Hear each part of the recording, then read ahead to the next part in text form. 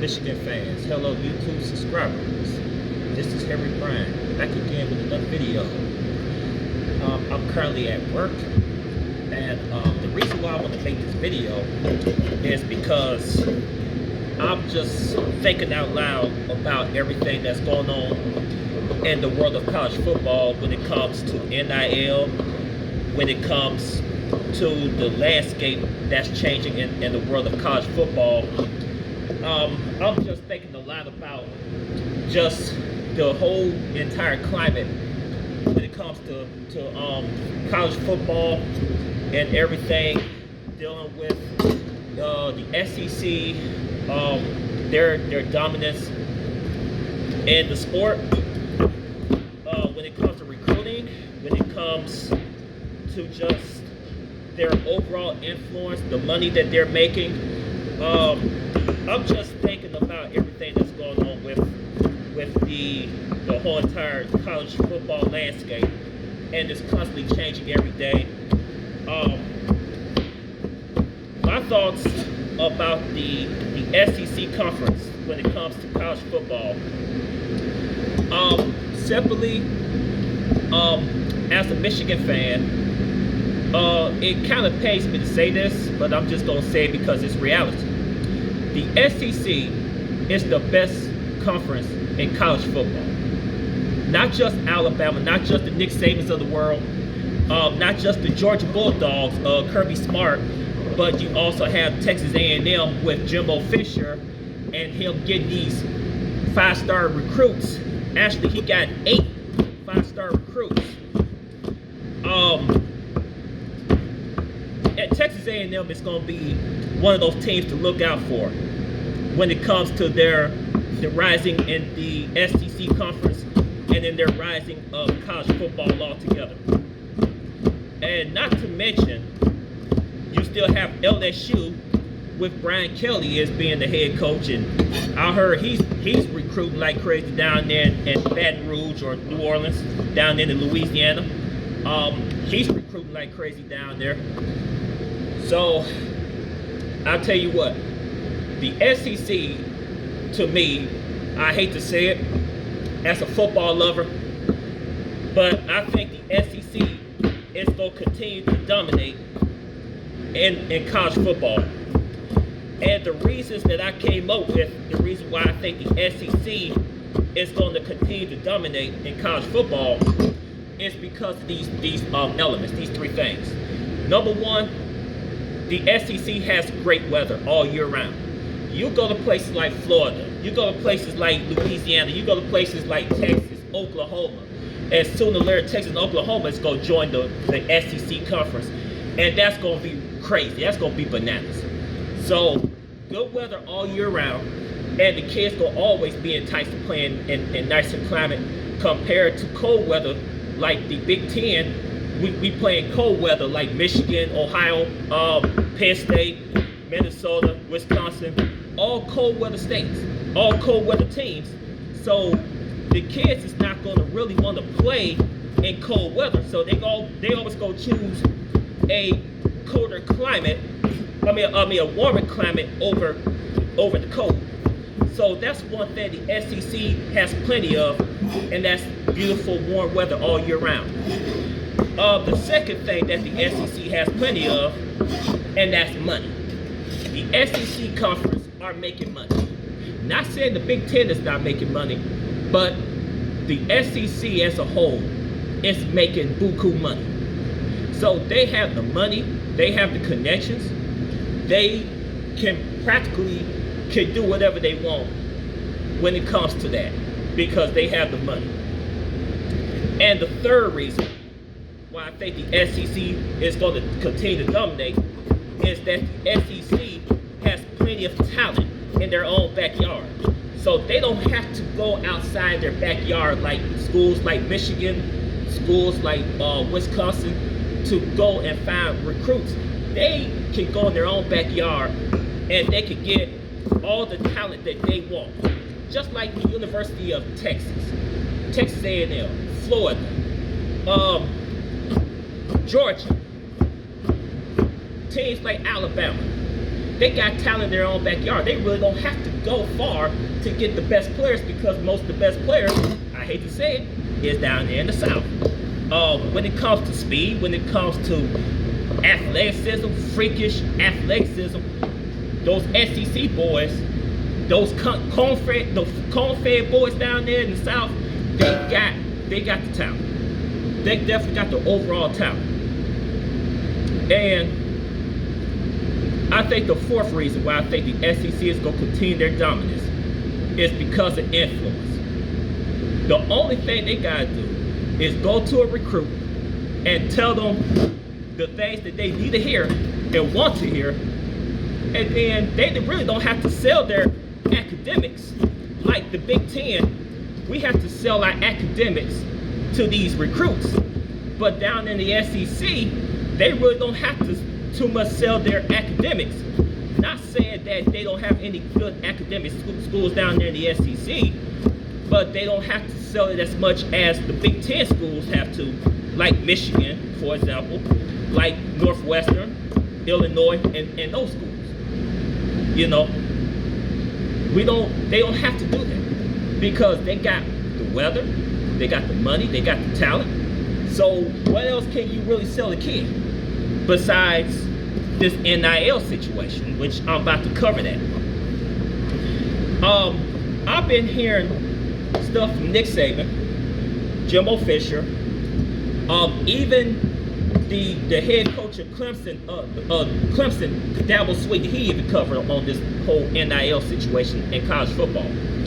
And my whole take about the NIL situation is, if they don't have somebody to regulate how much a kid can get, or whatever the case, it's practically, they opened up a Pandora's box. Now they don't know how to close it, they don't know how to regulate it, because now you got all these people that's gonna offer these kids all of this mega booga money.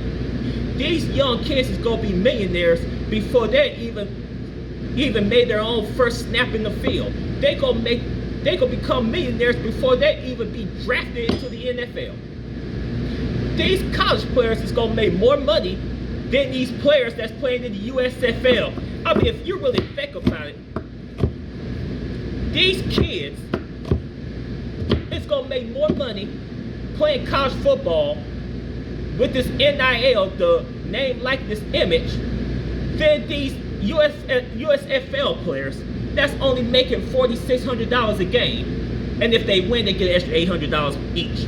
But that's nothing compared to what these young kids that got these NIL deals. They didn't even play a first game in college, and these mugs getting millions of dollars, cars, and all that stuff. The downside of this NIL situation, the downfall is it's going to ruin the game of college football, because it's going to be these big schools, these big time programs like Michigan, Ohio State, Alabama, Clemson, Georgia, Texas, Oklahoma, USC, Oregon, just the top name schools. They have the money and the resources, and they have the connections to go and to entice a young player to come play for their program. And it's not because of the academics. It's just going to be because of the money. Because if you really think about it, most of these young players that's being recruited by these major universities come from a poverty background. You got these kids that's coming from broken homes, that's coming from homes that they struggling to pay their bills. Their mother's working 2 or 3 jobs to try to make ends meet. And you think a kid is going to turn down millions of dollars just to come to a school because of their academic standards? No. And it's going to really hurt not the big schools, but the real lower schools. Even in the Power 5, it's going to hurt schools like, for example, Northwestern in the Big Ten. For example, it's going to hurt Vanderbilt in the SEC. It's going to hurt schools like that because they're not as attractive, or their money may not be as attractive as a kid who want to go to a big time university that's going to offer them millions of dollars, and they got endorsements and all that stuff. Now, I'm happy that the kid is finally going to get paid for being out there on the field instead of getting a stipend or getting a free scholarship, which really is not free because they still got to go out there and earn it out there on the field. But I'm glad these kids is actually going to get paid for them going out there and play. They risking their safety, they risking their health to go out there and to strap on that helmet and to go out there and play. So I'm glad these kids is getting paid. But the problem that I have is how far is they going to take this? And I think if it continues to happen the way it is right now, it's going to totally destroy the game of college football as a whole. And I think it's going to be a major breaking away of teams and conferences because of that. And D2 schools are the ones that's going to be left out there in the cold because, think about it, they don't have the money, they don't have the connections, they don't have the revenue like other schools have. They don't have that revenue. So it's going to hurt schools like that. It's going to definitely hurt them because they cannot compete against the Power 5 schools that got all of this money and power, influence, like the SEC, like the Big Ten, like the ACC, the Pac-12, and even the Big 12 schools, the Power 5s. The group of 5 schools are going to be left out there in the dust, and it's sad. And especially these historic black schools like Grambling State, the one that Deion Sanders coached at Jackson State, they're the ones that's going to be left out there in the cold because they don't have the money to compete and to get these players to come play for their program, come play for their school. So it's going to really hurt them in the long run. It's going to hurt college football in the long run because people are going to look at this and now they're going to say that, you know, these schools that's using this NIL situation to try to get a recruiting advantage, they're buying championships. They're not actually going out there and doing the old-fashioned way. You go out there, you out-recruit, you know, and entice kids with money and tattoos and cars and dinner, and free groceries, you know, whatever the case. They can go out there and buy players and tell, well, let's just say, for example, Delta Airlines, for example. They're loyal to a particular school or program. You can have companies like Delta Airlines to come to a kid and to entice a kid, if they come and commit to this particular program, that they're going to give them free airline tickets. The family can get free airline tickets, and by the way, they can get like a certain amount of money every month. And they don't have to struggle anymore as far as their families to pay bills, because as long as their kid is playing out there on the field, their family gonna be taken care of by Delta Airlines, for example. I'll really say that it's gonna really hurt college football in the long run. And I really think it's gonna get to a point that they're gonna end up breaking off and they're gonna end up forming the Super League, and then everyone else is gonna be practically screw y'all, good luck to y'all, because if y'all don't have the money and the resources, well, you gotta pay to play, and if you don't pay, well, you're pretty much left out there in the dust. And that's gonna be the major mentality of most of these big time programs to these small time programs, because they don't have they don't have the money, they don't have, you know, like what most of these big schools have. And as a consequence, they're gonna be left out there in the dust. So my takeaway of this whole NIL, like I said, I'm glad the kids get paid for their services out there on the field because they are risking their health. But how far are they going to take it? That's going to determine the future of the sport. That's going to determine the future of it. And it's another thing that I want to say. And I will talk about my Michigan team. I love my team. Go blue for life, no matter what. I made a video after the Orange Bowl where Georgia beat Michigan. I think the score was 34 to 11, I think. And we lost that game. And really the score doesn't justify how embarrassed that we was playing Georgia in that Orange Bowl game. I made a video, a post-game video, and I was giving Georgia their props, and I was telling the absolute truth about Michigan when I said that compared to those Georgia players and the way that they played against us, they made us look silly out there on the field. The way those Georgia boys, the way they played, the way that they just made absolute fools out of our players. As far as speed, athleticism, explosiveness, we just wasn't in their league. And I made a post-game video, and I might have said some things that might have ticked off a few of my subscribers, which they're Michigan fans. But I look at it like this. I'm a Go Blue fan to the day God calls me home to heaven. But I'm not one of those fans that is going to be naive and that's going to face or be in a false reality. As far as what I said in that video, I stand by it. Those Georgia players, they was way better than us. The talent gap between Michigan and Georgia is far. We're not even close to their level. Now, that doesn't mean we won't, but that means for right now, we're not on their level. So I might have said that, and I might have turned off a few of my subscribers, Michigan subscribers, but you know what? Like I said, I'm a true fan. I'm a true Michigan fan, but at the same time, I'm an underdog. And if I see that Michigan is struggling, if I see that Michigan is not playing to their potential, then I'm going to say something about it. But at the same time, if I see my boys and they out there, they playing spectacularly and they playing like they're the best team in the country, then I'm going to praise my team. But I'm not going to sit there and be naive and think that Michigan is all that. And clearly we got our butts whipped by Georgia easily. They did the way they beat us. It wasn't even a contest. It was more like a warm up for Georgia so they could play Alabama. But so like I said, I wanted to address that. So to all the subscribers that I lost because of what I said, hey, it is what it is.